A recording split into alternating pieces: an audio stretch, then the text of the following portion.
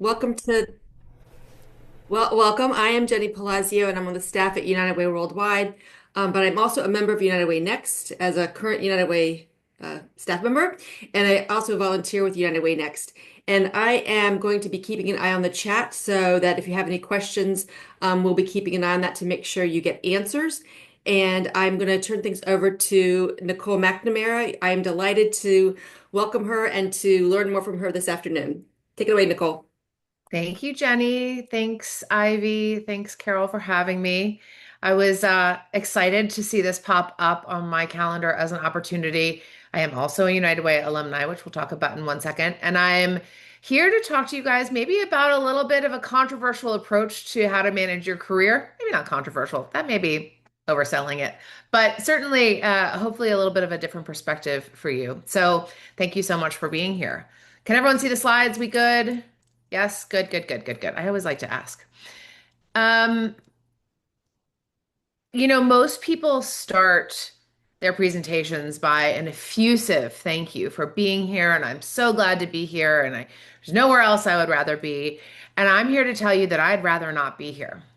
And it's not that I don't want to be here with you guys. It's not that I'm not grateful for this opportunity. It's that I didn't think I was ever going to be here talking about how to pivot a career. And I want to tell you that story because that story started here in this yellow chair. So, has anyone been to Toronto? Throw me like a emoji if we've been to Toronto. Yes, I'm seeing a couple. So Toronto, if you know about it, is kind of like one color, especially in the winter. It's kind of brown and gray. And I took my daughter to go see Taylor Swift there. And on the way back from the concert, we were walking back and I turned the corner. We were like still high from the concert, like all the love and the joy and the happiness. And I turned the corner around, kind of gray Toronto. And there it is, this freaking chair, this bright yellow Adirondack chair, like we are in, the shores of the Bahama and not Toronto in the dead of winter. And I stopped in my tracks because I realized that I am at the basement or the ground floor of the Salesforce Tower in San Francisco. And what hits me immediately is I was sitting in this very chair when I realized that my career was about to be upended, as well as the fact that I was going to have to upend the career of 120 people who reported to me. And I never thought I would have to see that chair again. In fact, it didn't even really register with me until I turned that corner. And it was in this chair that my heart and my head finally met in the middle and said, this is actually happening. You know that this has been happening, Nicole, for probably longer than you wanted to admit. You knew that you were under threat and your team was under threat from organizational layoffs. But I had told myself the biggest lie ever, which was I had won every award. I had gotten the job that I had set out to get to. I had a huge title at a huge company. I was flying all over the world, talking on stages. I spent a lot of time at F1 races. I couldn't even spell F1 at the time, but I had all the things that life had told me were the keys to success. And it was in this very chair that I realized that that was not going to be the path for that much longer. And so it was in this chair that I realized I was about to undergo a pivot. All right. So now you're wondering who is Nicole and what are we talking about today? So I tell you that story as an introduction because I've had a crazy career over all sorts of things. I've been in big tech, I've been in startups, I've been in experiential production. Who here has been to a United Way Worldwide conference from, Jenny, help me out, 2010 to 2015? Anyone been to a UWW conference in that time? Well, if you have, that was me behind the stage, making sure that all of those things went well. I worked on the corporate or on the learning and development team, and then I went on to work in corporate strategy at UWW. And that led me to Salesforce. After Salesforce, I started my own organization called Catalyst. We do boutique transformation and strategy consulting. And I also started a podcast called Who Moved My Career. And earlier, before you guys joined, I was talking to Ivy about what kind of a learner she is: auditory, visual, kinesthetic. And I'm an auditory learner, a little bit visual too. But one of the reasons I started the podcast was I just had no idea how to deal with what just happened to me. I felt incredibly responsible for the people on my team who I had to let go. 120 people, that felt pretty upsetting. And so I started the podcast to try and like bring life to the stories of people who have been through change in their career.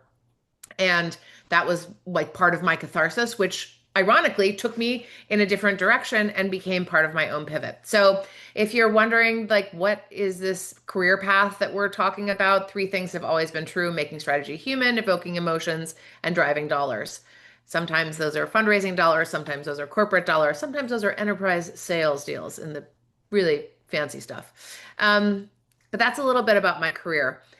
So I get laid off and I get ejected into the worst job market in a generation. Actually, I laugh because this was late 2024 and it was bad then. It's worse now. I think everyone assumed that, oh, well, this is going to be, a blip on the radar. But I was ejected into this market for which I was really unprepared, right? I had become an executive inside of Salesforce, and executives find jobs very differently than, people who are individual contributors or kind of earlier in their career. And so I was very, very lost. I was, for someone that had had a lot of successes in their life, I was like, what's happening here? And on top of that, the job market was brutal. But then I don't know if you guys have heard about AI. I don't know anyone hear about AI recently. It's like, wow, it's all we hear about these days. Can you guys hear my dog barking? Okay, good. He's very cute, but a little annoying. Um, so I get rejected into a job market for which I am not prepared to manage, in the worst job market in history. And then AI is changing everything. And I think sometimes you can think about AI as like just this thing that, it dominates the headlines. But I think to do that and to not think about it through the lens of the fact that it is going to change everything about how we work, period, writ large. I mean, your job, I mean, your organization, I mean, the value exchange between those things. And perhaps more importantly, the skills that organizations, profit or NGO or anything in between are going to be hiring for. So, if that's all true, then what stays the same? And as I was doing a bunch of research on this topic, I realized that the skills, which are going to be the way that companies hire in the future, kind of stay the same, right? Analytical thinking is number one. Why? Because AI makes it too easy for us to just like outsource our thinking. Two, resilience, flexibility, agility. Like, hello, I'm living proof that that is an accurate assessment. And then leadership and social influence. And when I thought about those three skills, something became really clear to me, which was these are the exact same kind of skills that we would expect from a CEO. And so, is there an application of those core competencies and those skills to help you manage your career? So that was where I began, but I was still pretty sad. In fact, guys, I was downright depressed. I felt like I had let people down. Felt like um, maybe I hadn't prepared them for the oncoming wave. Um, in fact, you'll laugh about this, but I kept holding all hands calls for 3 months after we were laid off, just because I wanted people to have a place to go to and some sense of normalcy. But personally, I was kind of between two doors, right? There were two doors in front of me, and I had a choice to make. And behind door one was fear and embarrassment and scarcity and shame and feeling small. That's how I felt in that yellow chair, right? And so what ends up happening then is you do all the things that it's kind of like eating bad food or empty calories, right? You panic apply to jobs. You're like, I don't know if I just change this word on my resume one other time. Worse, sometimes you wait for rescue. I was guilty of that. I thought that someone might show up to my door, saying like, "Hey, you led the innovation team at one of the world's most innovative companies. Surely, like, here's a sash and a big check, and congratulations." That didn't happen, sadly. Um, Sometimes you get up in the middle of the night and you get on LinkedIn, which on the podcast we lovingly refer to as the digital sewer, because you just doom scroll on it, right? You're like, oh, everyone's so humbled and thrilled and yay about whatever it is that they're talking about. But you also avoid. Luckily, my basement flooded around this time, so it gave me a great reason to avoid something for a good 5 months while we redid it. But I was avoiding, right? And that all made sense for where I was. But I could have continued on that. On the other hand, I was also given a gift, and I didn't realize it at the time, which is why I'm telling you this now. I had unstructured time that I hadn't had almost ever in my career. I mean, when I left my job, I was working 60 hours, 70 hours a week, back to back in half-hour increments. It was bananas. And when I wasn't doing that, I was on a plane. Now all of a sudden I had this unstructured time, which led me to do something that someone told me really early in this journey, which was just get curious again. Because, and I'm sure you can all resonate with this, the things that I talked about for 60 hours a week were all about the company for which I worked for and the people that depended on me. But it was rarely about the state of the world, how my children were growing, what I cared about. Like that just didn't happen. And so I found myself like allowed to be able to have this intellectual curiosity again. And it also helped with the podcast. I mean, I would just literally cold call people and say, "Hey, I think you have a cool story. Do you want to talk about it?" And so far, no one has told me no yet, knock on wood. But it allowed me to go down a path that I wouldn't have had the time to either way. That also led me to have a completely different understanding of my own personal connections. So, Jenny, who knows me well, would tell you that I am a rabid extrovert. But one of the things I realized was being an extrovert and having a really good network, but being able to use them in a way in which is beneficial to your career are two really different things. I also found myself having kind of this heightened awareness. Like everything started to look just a little bit brighter, right? Because I started to find other people. I started to really think about like, what is the thing that makes me uniquely valuable in the world? And how do I translate that into what I'm going to do next? It also allowed me to kind of redefine joy, which was an unexpected um, benefit of the incredible amount of pain I was feeling. So behind door two was certainly a better world for me, but I spent a lot of time opening and closing and opening and closing door one. So why do I tell all of you this? When I think about the strategy I'm about to tell you guys about, and I think about the uniqueness of United Way, or really any nonprofit, but certainly United Way, here's where I think people get caught, and I struggled with this as well. So much of what you do every day is about serving other people, serving other communities, serving other people in the network, serving other United Ways, right? You are driven by the mission. You are driven by the in service of the community, right? So there's this outward model of how do I take the uniqueness that is me and serve as many people as possible through United Way. Does that resonate? Do we feel strongly about being mission centric? Yeah. Yeah. And, I would say that I felt the same way even at United Way, but certainly even at Salesforce. I talked about Salesforce all the time. Um, this model that we're talking about requires a shift, and it requires a shift for you to become the mission. And that's tough because we are driven by externalities so much. But now all of a sudden, in order to really own your pivot and take control of it, as opposed to having a pivot put on you, or, having something happen that forces a pivot, you have to be more me-centered. And this is a struggle, and it's hard for all of us. But becoming a mission of one, or an MO1, as I call it, is part of the essential piece of becoming your own, like your next best version of yourself through a pivot.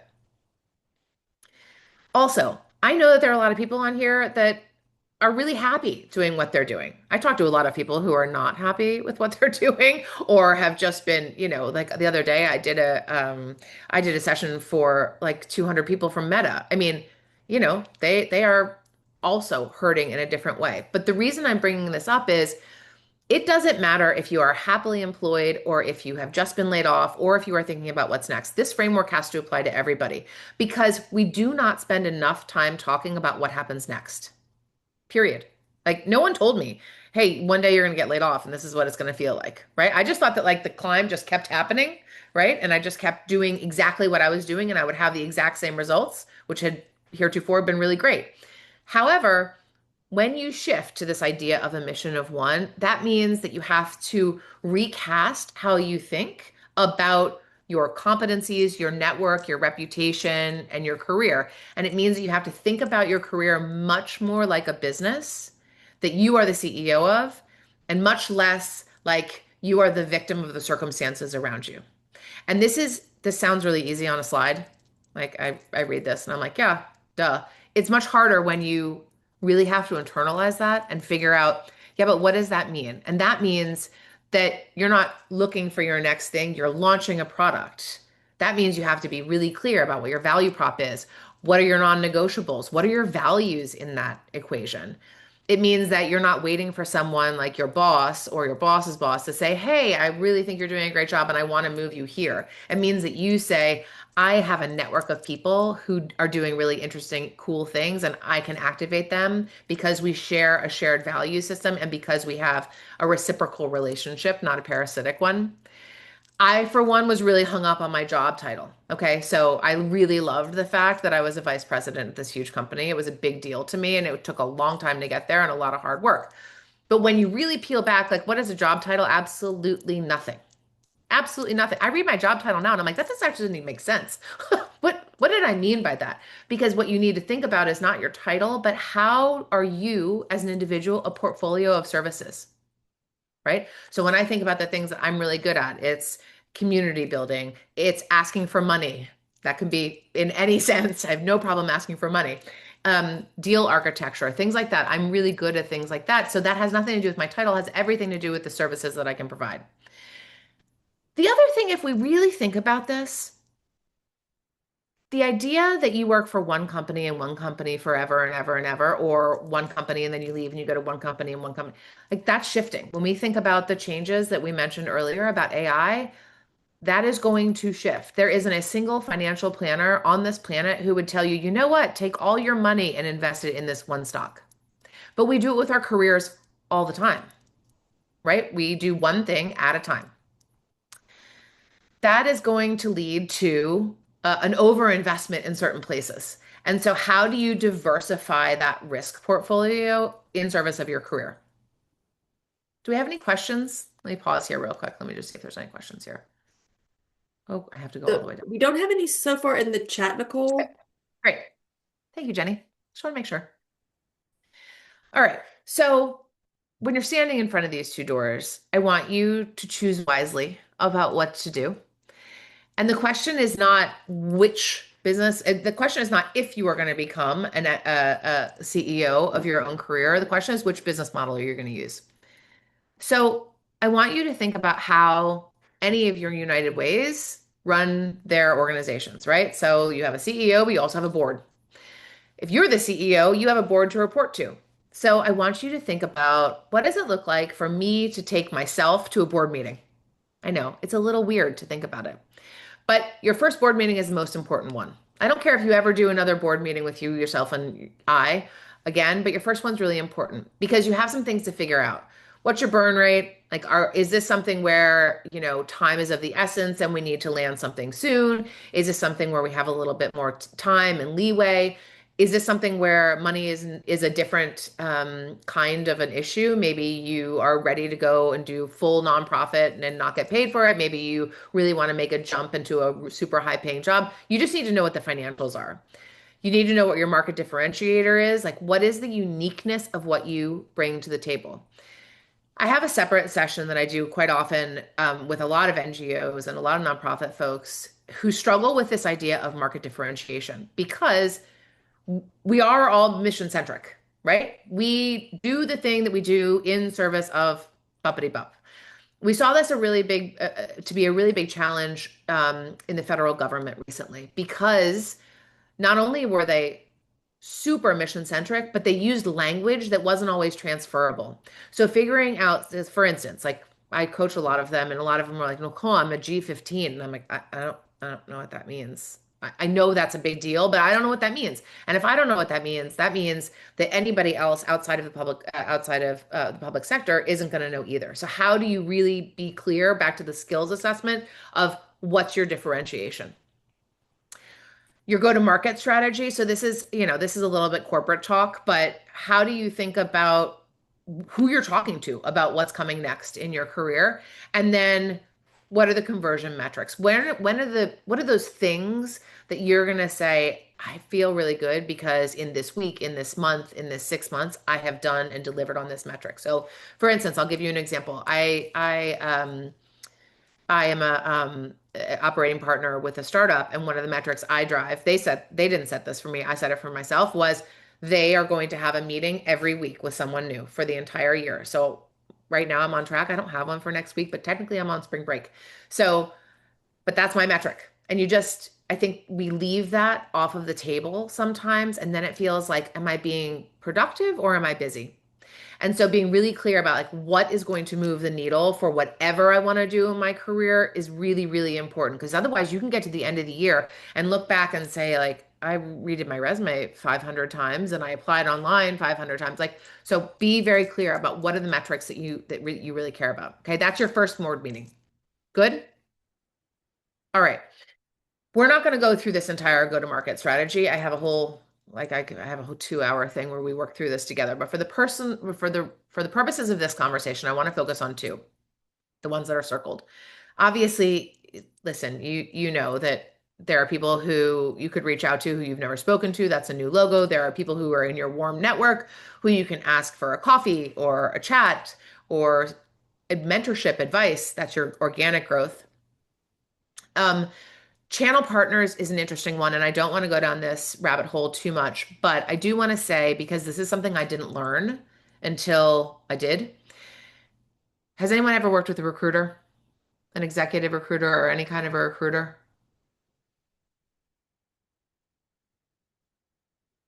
Jenny, do we have any? Dick Aft raised his hand. Okay, Dick Yeah. A. Yeah, I Dick, see Paul hi. DeBasio's hand is up as well. Oh, Paul Paul. DeFazio. These are my people. Wow. Hi. Um, so I didn't realize this at the time. I had a lot of people say, like, oh, you just need an executive recruiter. So I interviewed some for the podcast because that's a really great way to get some information. And there is not a single the real question is who does an executive recruiter work for? You?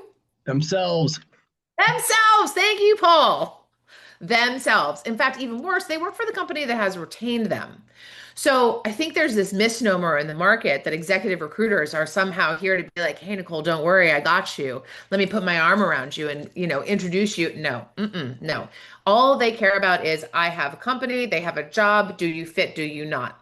And if you're here and those two things are not, they don't want to know you. And listen, I don't say that negatively. I just say it to spread the word that like this is a reality. And you just need to know where their value chain lies. As the old adage goes, just follow the money. For them, that's true. They get paid by the companies and not by you. So just a note on that. But for the purposes of this, I want to talk about two other groups. An enablement, what we would have called an enablement group at Salesforce. So this is the group of people that are going to help you manage your career because doing it by yourself is a non-runner. Let me say that again. Doing it by yourself is a non-runner. And then the other one is the innovation menu, which is, are there new and maybe emerging ways to manage and think about my career that are different than the one for one model we're all really used to? Okay. All right. So your enablement team.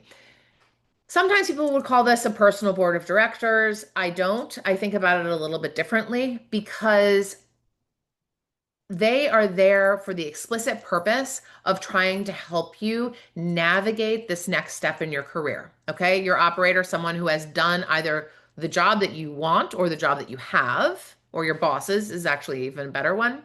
The connector, this is a person who knows everybody. There's a coach. This is the person who's going to ask hard, uncomfortable questions. Those of you that know Kelly Krebs from UWW. Kelly slots into my coach bucket quite often. Thank goodness I do it for her too. But she's definitely the hard questions person. And you want to make sure that you also have a sponsor. Now, usually a sponsor is a little bit further down the funnel. A sponsor is usually someone who will talk about you in the rooms that you're not in and introduce you to people without a whole lot of context.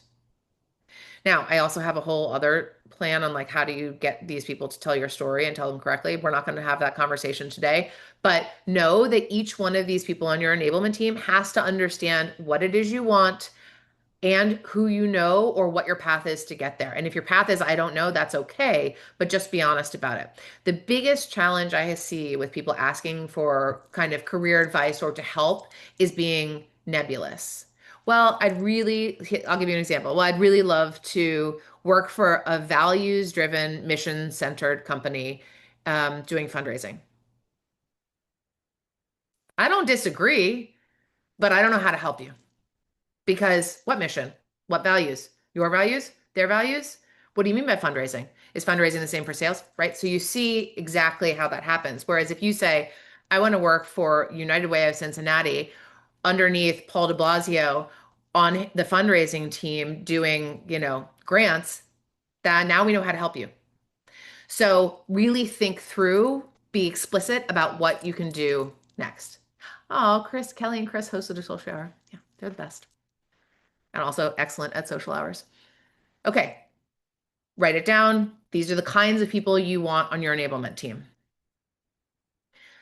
I'm going to tell you a framework that I used when I was developing my personal enablement team. So I was having all of these conversations when I left Salesforce, and I found that everybody was kind of having the same conversation with me, which was like, I feel like I don't really know what I'm doing.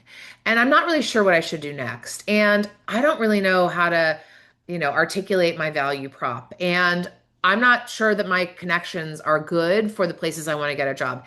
And so finally I said, you know what? I'm exhausted having this conversation 12 times a day with 12 times a week with 12 separate people. I said, why don't we just get together and figure it out together? So I started something called the Phoenix Club. And we only have a couple rules on the Phoenix Club, but they're important rules. And the first one is it's limited. It's a limited number of people. 10 to 12 is generally the right number. Everyone knows at least one member. So, for instance, I started with a group that everyone knew me, and when people found their next thing or they, decided to be less involved, the deal is they have to replace themselves with someone else who can benefit from the group. Does that make sense? Okay. Diverse backgrounds. Like you don't want everybody who's just been in the network, right? You want to have people who know nothing about the United Way network, and know nothing about the kind of sphere that you work in. That's really, really important because when you think back to the enablement team of, gosh, I want to switch to big tech. Who do I know? That's where that diversity really becomes important. Not to mention the fact that that diversity of thought is also incredibly important. All right, so what do we do together? We share information, we make intros, we challenge each other, and we help build what's next. Now, for us, we meet every Friday religiously at 10 a.m. religiously. So we have a joke that says you can check. We're like Hotel California. You can check out anytime you like, but you can never leave. So you can come to the meetings if it doesn't work or you're too busy or whatever. Meetings are optional. Text chain is never optional. You can never leave the text chain. So our text chain started as 10. We now have like 30 people on our text chain. And that means that every time someone's going for an interview, looking to get an intro to somebody, wants feedback on a negotiation they're doing, that's who they call. Safe, trusted, everybody knows. We also have a shared drive where we share tips, tools, and each other's resumes. When I tell you that this idea of the Phoenix Club changed my point of view, but also helped me believe in the world again around me. I can't underestimate it. I can't explain it enough to you guys. So whatever your Phoenix Club is, just build one because you can't do this by yourself no matter what. All right, so here's the controversial part. You're all waiting for the like, when does this get controversial? So if the W-2 jobs are changing, should you? And what does that look like? So, how I think about the opportunities outside of and or in place of and or combined with a W-2, I think about the independent spectrum. So here we're talking about things like advisory boards, a board hybrid, portfolio career, fractional executive, or 1099. And you can see that these are all over the spectrum in terms of risk and in terms of revenue and reward. So if, for instance, you're really enjoying what you do at UWW, so conditioned to say that, at United Way, maybe you just want to get on some more boards. Maybe there's some nonprofits in your neighborhood that you want to get involved in your community. And that is a really good, we call it the gateway drug, really good way to introduce yourself and start thinking about how do I articulate my value in ways in which become really ubiquitous for others. The other thing that I would say, I'm sorry, I'm going to go back to a point I missed on the Phoenix Club, which is this. There are going to be moments in everybody's career where they look at themselves in the mirror and they're like, I'm not sure actually what I'm good at, and I'm not sure if I'm good at anything anymore. And I don't know if anybody ever needs the thing that I'm good at anymore. The Phoenix Club is the place where you work through those because they're the people that help remind you about what your superpowers are because you're spending time with them every week. The same is true with things like advisory boards. Because they're not part of your W-2, they're all of a sudden like, hey, Ivy, you know what you're great at? Every time you write a poem, people stop and listen. Now all of a sudden you're like, oh yeah, I am good at that. I forgot, right? So they see you in a different light and they also help reinforce what's amazing about you. Fractional executives and 1099s are on the other side of the spectrum. So higher risk, higher potential reward. We're not going to spend a ton of time on those today, but if you are ever curious about what it really means to be a fractional executive, there are some kind of gatekeeping rules I would share with you. This is really meant for people who have a little bit more tenure, a little bit more gray hair, me and Paul, in terms of what a fractional executive really means. And then, of course, there's the other side, which is a 1099, meaning like I'm going to work on a project, I'm going to do project-based works. There's a bunch of people in the network who have done this really well, right? You look at Mike Brooks, you look at Sam Azar, you look at Brian Cox. I don't know if anybody knows any of these names, but they're doing that route today. In the middle sits a portfolio career, which is how I've chosen to think about this moment in my career. So we're going to talk about what that means in a second. You can read all of this. This is just a breakdown of each one of them. What does it look like from time commitment, revenue structure, and like a core responsibility? So you can all look at that. It's boring. All right, here's what this looks like for me. And I hope that this is helpful because I think about my career now as a menu. And sometimes I'm at an all-you-can-eat sushi buffet, and sometimes I am, on a plane eating Biscoffs. All right, so my main business is the one that I own. So this is Catalyst Innovation. On this, I have a team of 1099s who work for me on projects. So I source them, I, do the business development, I do the marketing, I do all that good stuff. And then based on the projects, I have team members that execute on those. Why is that really helpful? Because it builds the network, right? On the flip side, I'm also an operating partner and a limited partner in some startups because I realized that one of the things that I loved about what I did at Salesforce was advising companies on what to do next. But to do it at like a Honeywell or an Eli Lilly, like they might really enjoy the conversation, but your ability to really affect change in those environments, much smaller.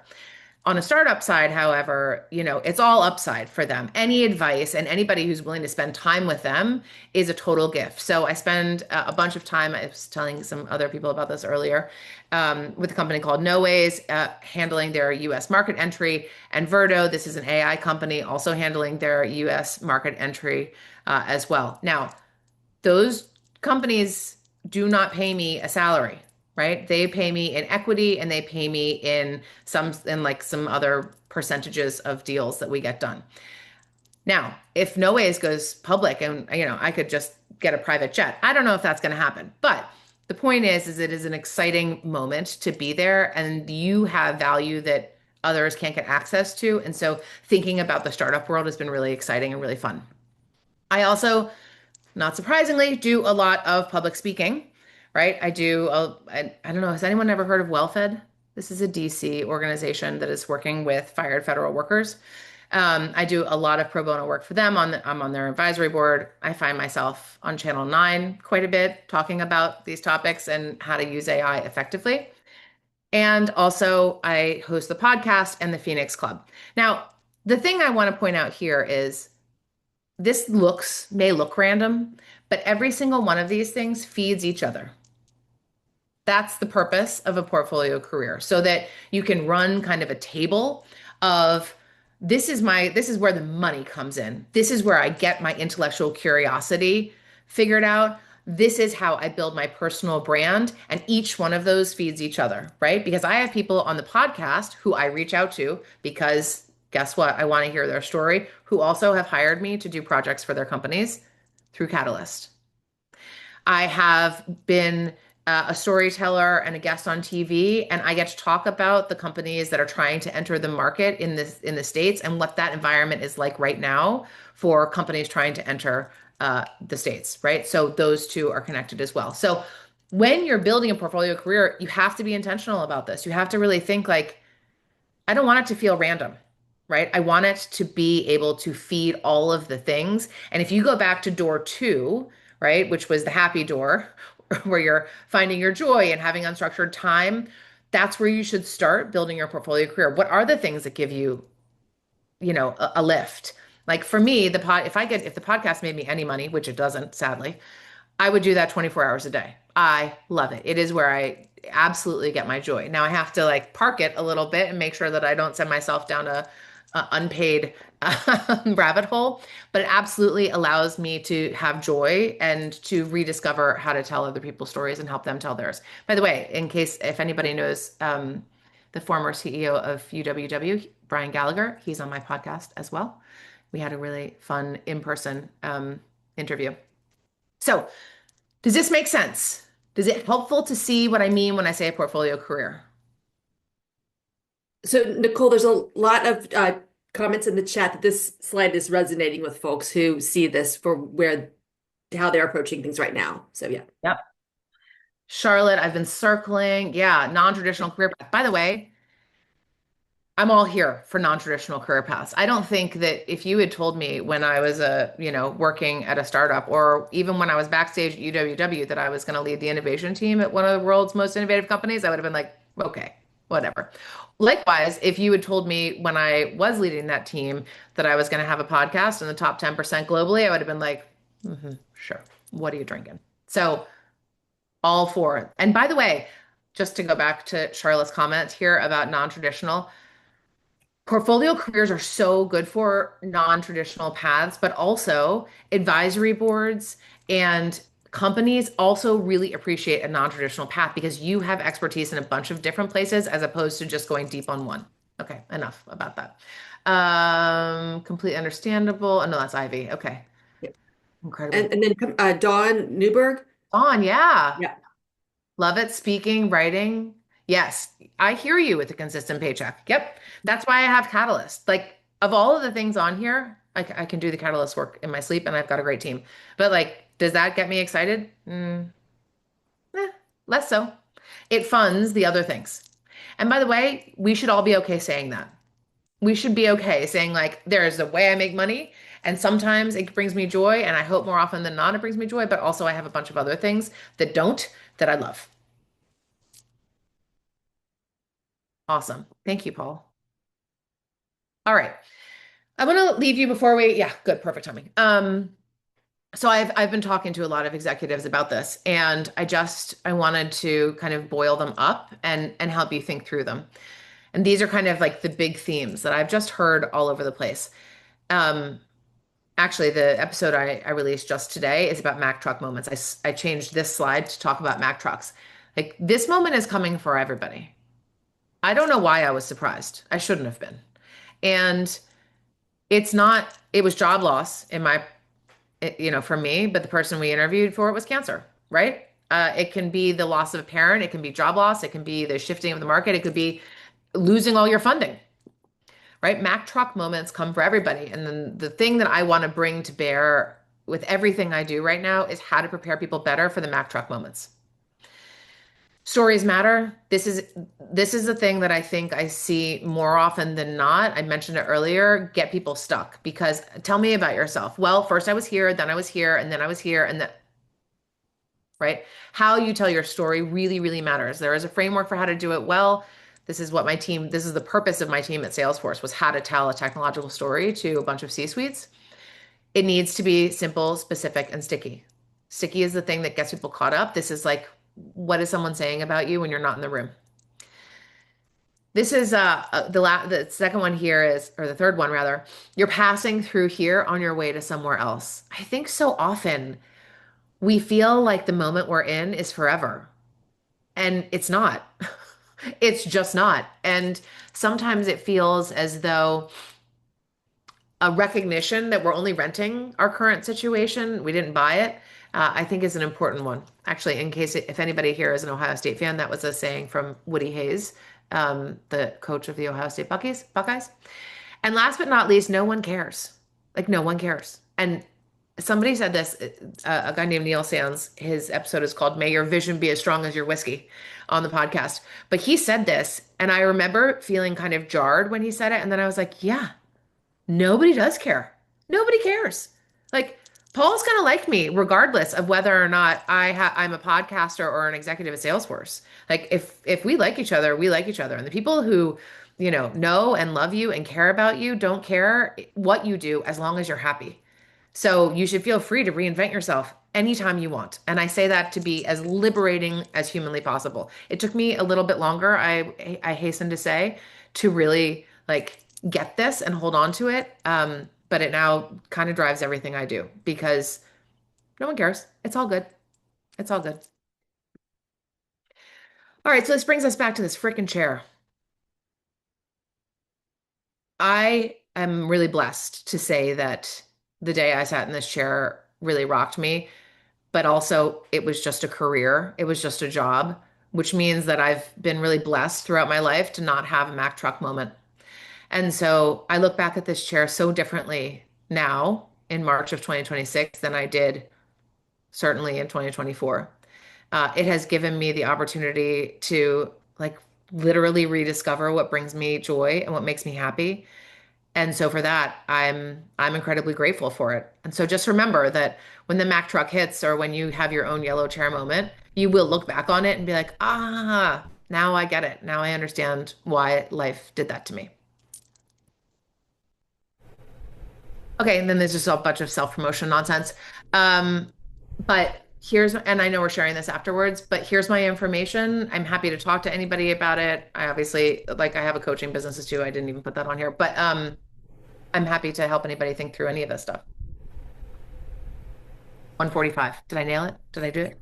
You did perfect. Thank you so much, Nicole. I'm gonna stop sharing So, so you can see real everybody. quick, before we get into the Q&A, I just wanted to make a couple of announcements. If anyone needs to hop off early, feel free to drop your questions in the chat. We'll try to record the answers to them. And then we just want to say thank you guys for joining us. Thank you, Nicole and Jenny, for helping us do this session. We are so grateful. As they mentioned, and as I've mentioned, I will make sure you guys have the slide deck, the recording, the resources, the podcast episodes mentioned, all of the things. And I just wanted to give another quick shout out to our sponsors, Mutual of America, Front Stream, Third Sector Company, and Board Build for supporting these events as well as our mentorship program. We didn't speak on it, but if you guys are looking for mentors, we do have that program available and you can reach out to Carol. And then lastly, I just wanted to say that we do have a 3-question survey that pops up when you guys do leave this Zoom room. And we really appreciate when you guys fill it out because it just kind of gives us an idea of how we can make your member experience better, how we can make our events better, and just do better for you guys. And other than that, I will hand it back over to Nicole and Jenny for Q&A. I think there might be some in the chat, unsure. I know I had asked Nicole if you have any episodes on portfolio careers because I'm happy to share that as well. It seems to have resonated with a ton of people. Other than that, I will hand it back. If there isn't a question, is there a question, Jenny, that you want me to answer? No, I'm just seeing lots of notes of appreciation, in particular from Dawn Newberg, that she really seems to have appreciated this episode after a 20-year career with United Way. And Dawn, I think you do a podcast with Neil Parekh, right? I have not, no. Okay. No, Dawn does. Oh, okay. Yes, Oh, I do. wow. I do. Oh, and actually, we do have a question. So we can get to the career, the portfolio question. Do you have a podcast episode on that?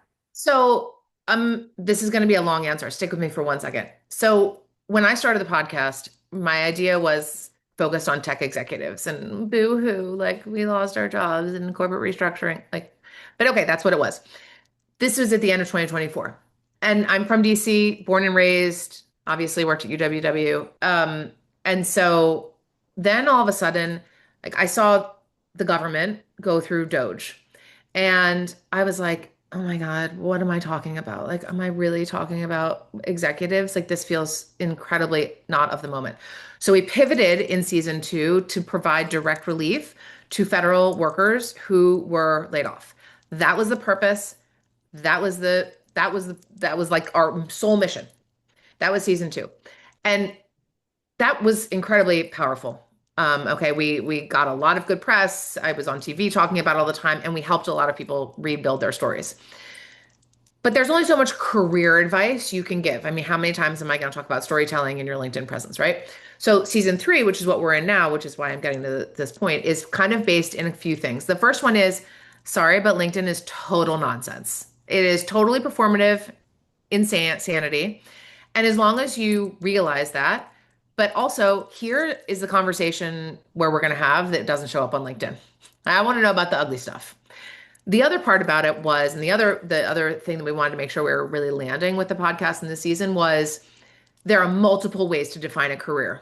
And we have been sold a bill of goods that it's only one way and one way only. And so everything about season three is how to build a portfolio career from a different perspective. Okay. So we've got entrepreneurs, we've got authors, we've got people who do fractional work as a job.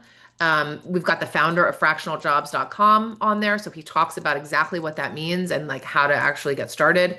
And so everybody in season three has some version of a portfolio career. I mean, things we didn't even talk about. We have a lot of people who have gone and taught classes at university as adjunct professors. We have people who have hung their own shingle and started entrepreneurship. We have people who have bought businesses, like mama, like boomer kind of age groups selling their, Main Street business. We've had people who do that. So kind of everything in season three is focused on how to build a portfolio career and different options to think through.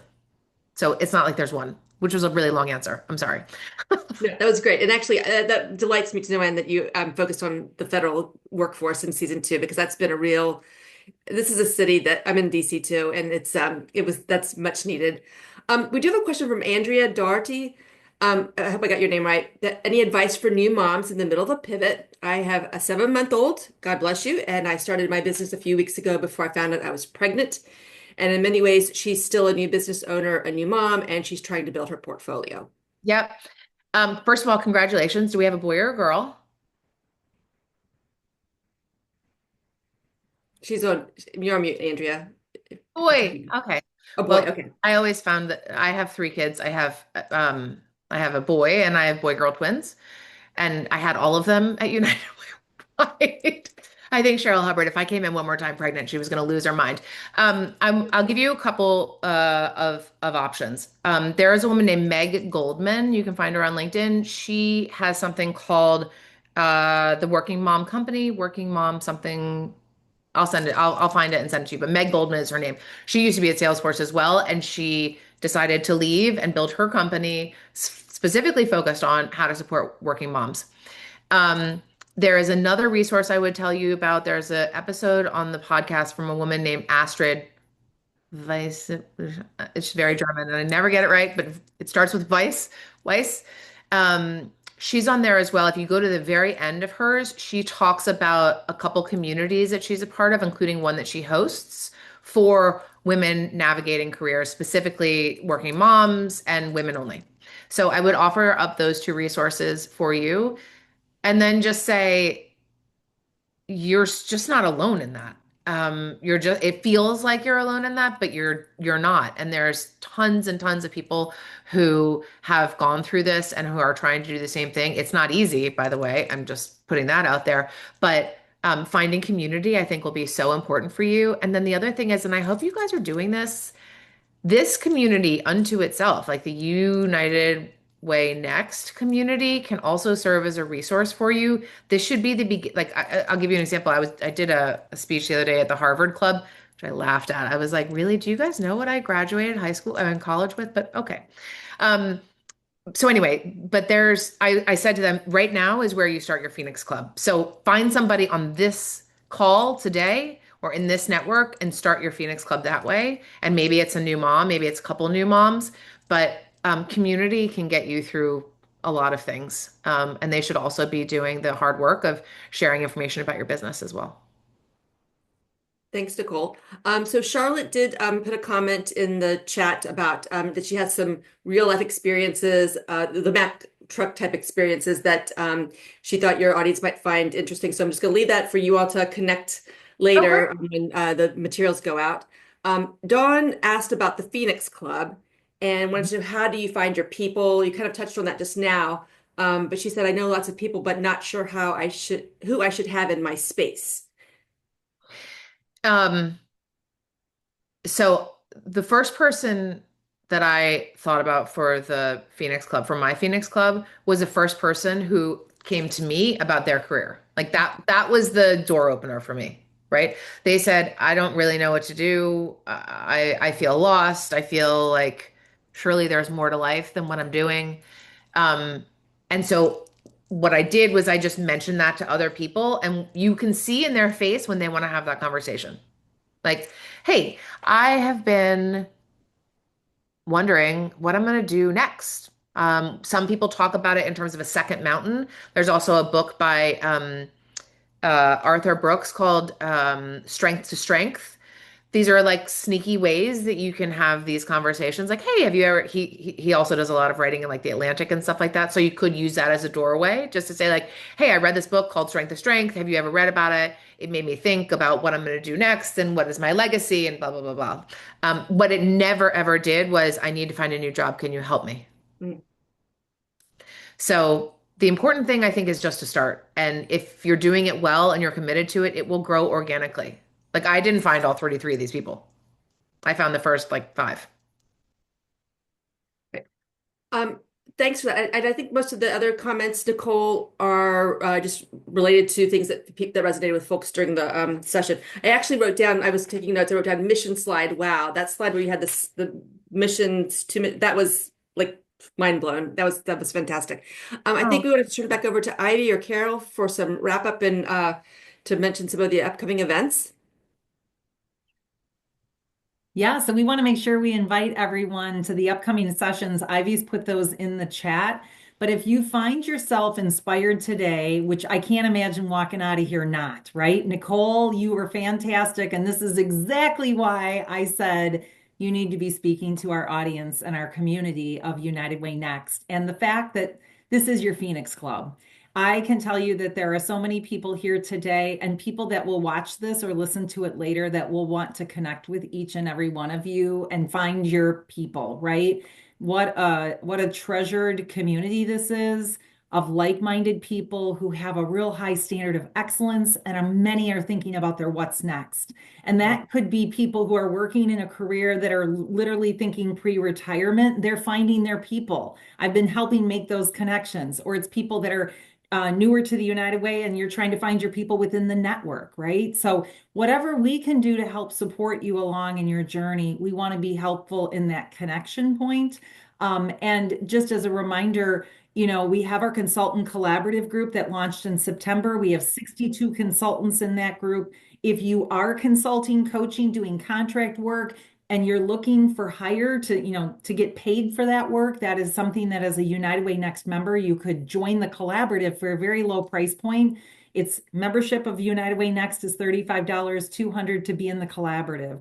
And it's an annual investment, right? So that might be a place to consider. We can certainly have a conversation as part of the wrap-up email that Ivy sends. My contact information's in there. If there's anything we can do to support you in any of that, just give us a shout out. And with that, I'm going to turn it over to Ivy to just bring this home before we say and extend our final thanks to Jenny and Nicole. Yeah, I think we have covered so much and pretty much everything. Nicole, Carol, you guys nailed the timing. Same with Jenny. I have tried linking everything that was mentioned in the You're chat. It so might be fast. a little I'm like, overwhelming. I So, don't think I could find my own podcast as quickly as you have found my podcast. yeah. So thank you. I think the only thing that I couldn't find was you mentioned a resource for Andrea for the mom group or that whatever that resource was. I couldn't find that one, but I have pulled all of the podcast episodes, the book you mentioned, your podcast and website as a whole, as well as the personal transformation sessions that we've got on 7/9 and 7/28. And I will make sure that you guys get the slides and the recording and all of the things. But if there is anything else that you guys are looking for or you need, just let me know. And I know we can also make sure if you're in the collaborative, you already have access to the consultant directory. But if you guys join and you are just United Way Next members, we will soon be trying to roll out the directory to all of our members as well as a membership hub. So we're in the process of getting a ton of things ready for you guys. Thank you, Ivy. Well, again, thanks to Nicole and Jenny for today. Jenny, you did a fantastic job as High five, facilitator. Jenny. Nicole, thanks. We are excited to have you come back, hopefully in 2027, to share an update with where you are and what's next in your career and all the fun. It'll be different than today, which is the point. Yes, exactly. And we see a hand up by Dick Aft. Well, thank you. I've been to a lot of webinars and seminars. This is one of the very best. And I would just like to thank Nicole for putting it together, sharing all her experiences and the tools that she has found helpful and developed that can help us. Believe it or not, at almost 88 years old, I'm still going through transitions, and I love to have help like this along the way. So thank you. Thank you, Dick. Thank you. I appreciate that. That's wonderful. Well, thanks, everybody. Have a Thanks, great everybody. rest of the day. Bye. Great job, Nicole. Bye. Thanks. Thank you all.